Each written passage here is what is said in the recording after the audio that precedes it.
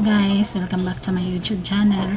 For today's video ay ipapakita ko sa inyo kung paano ayusin yung ating printer. Ang printer ko pala is Canon G2010.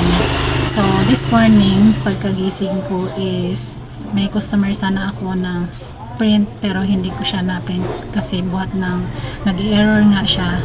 Nakalagay dito is P07, ganun lang siya. Nag-blink lang yung kulay orange na lights. Samahan nyo ako ayusin natin para sa may mga katulad kong ganito rin yung problema sa printer nila, so hindi na tayo gagastos, so kayang-kaya natin ayusin.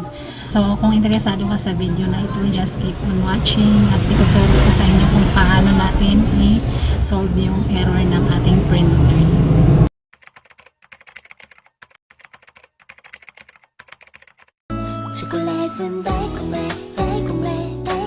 Single Moms Vlog.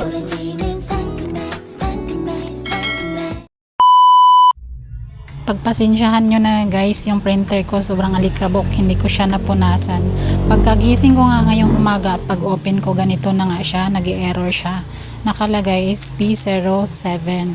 So bago natin gawin yung step by step, i-turn off muna natin yung ating printer.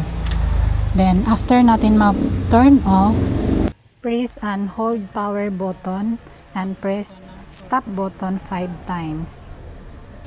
1, 2, 3, 4, 5.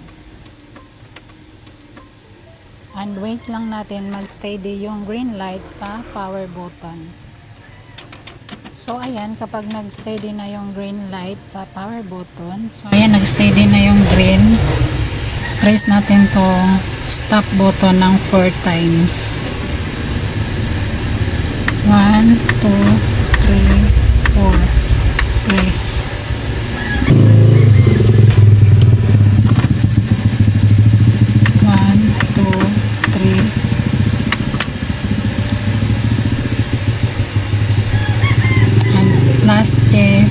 5 times.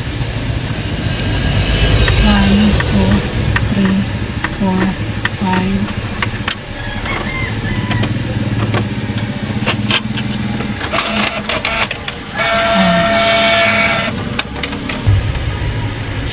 So yan, ready na siya mag-print.